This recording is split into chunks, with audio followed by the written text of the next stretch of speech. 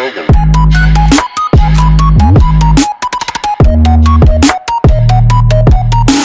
What is up, guys? You already know who it is. It's Tactic Games, and welcome to the second to last Road to E3 vid. E3 is tomorrow. I'm so excited.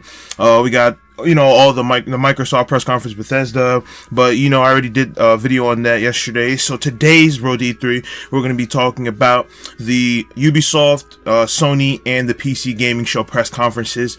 What would I expect to show up, predictions and all that. But before we get into this video, number one, thank you guys for your support. At 94 subs right now, just 6 more and I hit 100. I love you guys for your support. You guys are the best, make me want to do this every single day, so thank you from the bottom of my heart. Second thing, obviously, is the notifications. Please hit that little bell button so you know when I'm uploading. And of course, last thing, if you're brand new to the channel or if you enjoyed the video, please hit that like button, comment what you feel, and of course subscribe to the channel. Now, you know how I feel about these press conferences and how they're a competition, and how I said that Xbox might actually win this year because of Project Scorpio.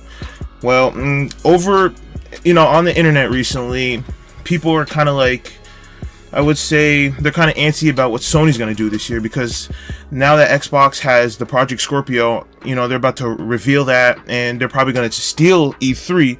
Sony, who already showed off the PlayStation 4 Pro, I feel like the only way for them to win the press conference war is to show off the games. And yes, they have a lot of games at their disposal, but I'm just really hoping that they could pull it off this time.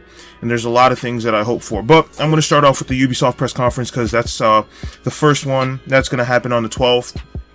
Same with PlayStation. Ubisoft has a lot of games that is going to be coming out next year. We're obviously going to start with the biggest one, Assassin's Creed.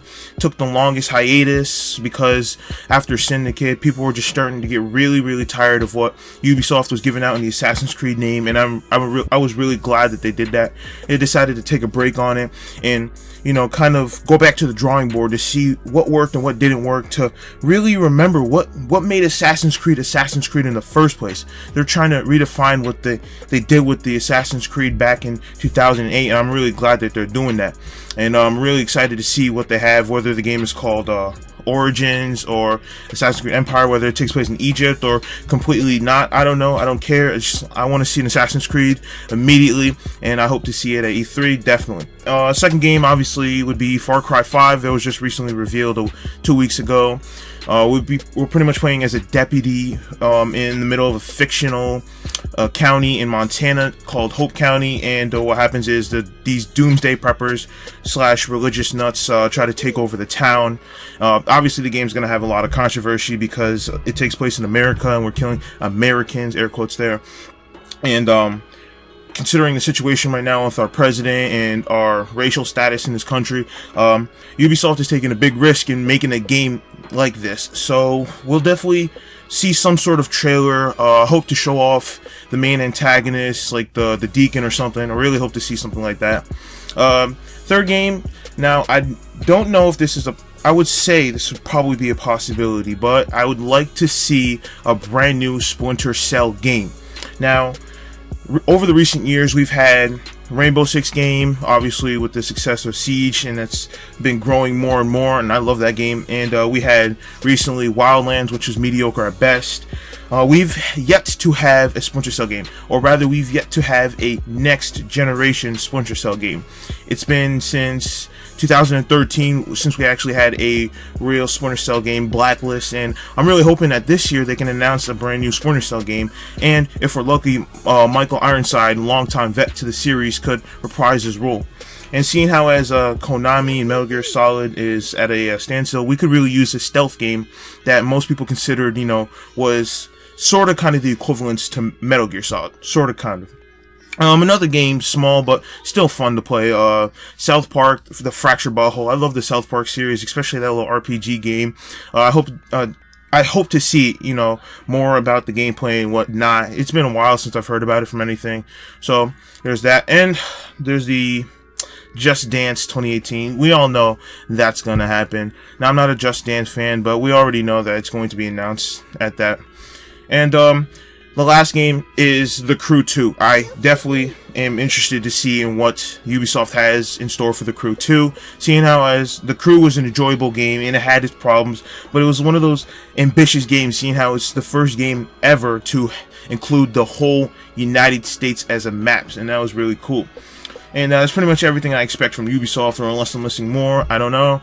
And then now we're going to move on to the Sony press conference. And my god, they're jam-packed with games. Now, obviously, we're going to start with God of War 4, because it now deals with the Norse mythology, like Loki and Thor from the Marvel Universe.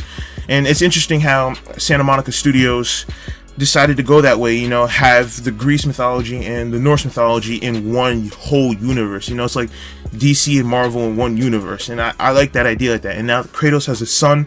It gives us like the Last of Us sort of vibe, and it's definitely going to be a grittier story, I hope, with a lot of chaos that we all know and love from Kratos.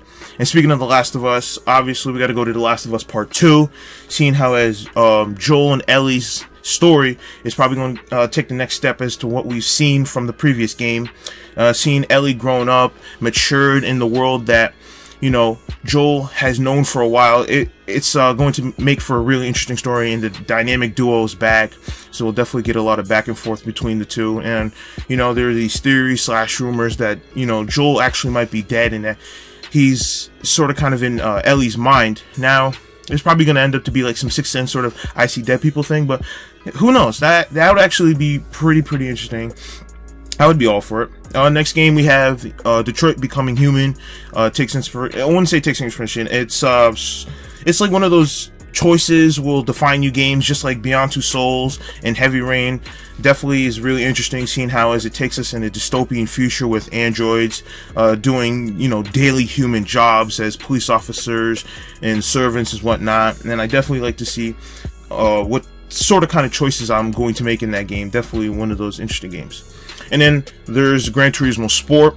It's been a while since we've had a Gran Turismo game. You know, Gran Turismo 6 was on the PlayStation 3, but it technically wasn't like a next-gen game. So this is the first Gran Turismo next generation for the PlayStation 4. That's how I consider it, and I can't wait for it.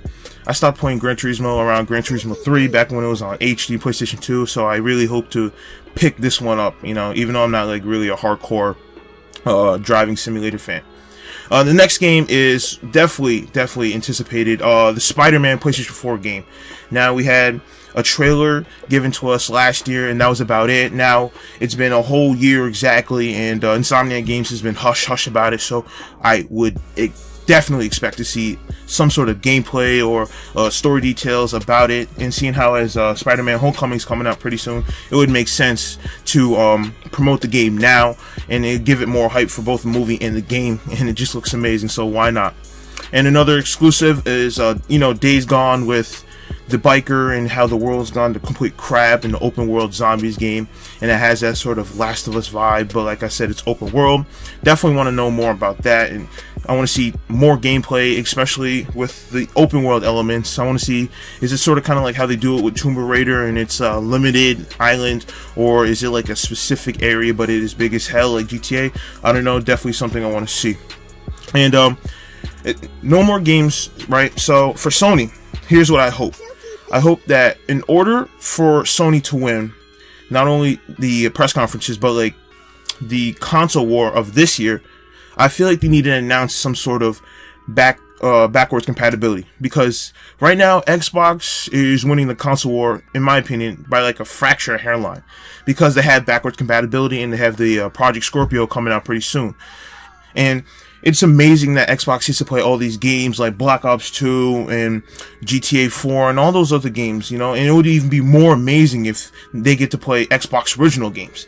So why can't PlayStation do that, seeing how as PlayStation has a PlayStation 3 games, PlayStation 2, PlayStation 1, the games are endless, you know, there are literally hundreds and thousands more games that PlayStation as a whole has in Xbox, and yet Sony doesn't want to utilize that. Now, and if you remember during 2013, when the PlayStation 4 was being announced, how they felt about backwards compatibility, they said that for them it didn't make sense to go backwards, seeing how this is a new generation and they want to go forward. I understand that, but I also want to, you know, look back at where we came from, our past. And the past is the PS3, PS2, PS1. So it would make perfect sense for them to go to backwards compatibility. And also, you know, Xbox is dominating that. So I really hope for that. And then that's pretty much just it for Sony. And then we're moving on to the PC gaming show. Now there's a lot of PC exclusive games that I really hope will show up at this press conference. Lawbreakers is one of them. I was in the beta. It's a pretty fun game. You know, it's 5v5. Player Unknown Battlegrounds, I think I heard it's supposed to be making an appearance. Maybe one of the representatives over there is probably going to announce some in-game currency / like supply drops and crates and all that. And also another rumor that Halo might be on Windows, so because of the Xbox Play Anywhere, so it would make sense for that. And Total War Warhammer 2 is probably going to make an appearance and whatnot. And like, I don't know, like I say, I don't know who's going to be announcing a brand new game completely and what games are going to show up. We don't know until we watch the press conferences, and I definitely can't wait because it's tomorrow.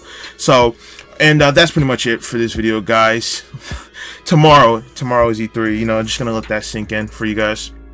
And definitely probably going to be planning on doing the stream, and I can't wait to do a recap / impressions, reaction to it, whatnot. Tomorrow is going to be day 0, so I'm going to post a video about what to expect from E3, typically from this whole weekend. You know, there's a lot of things to expect as a gamer. So I hope you guys have a great day, and of course, peace out.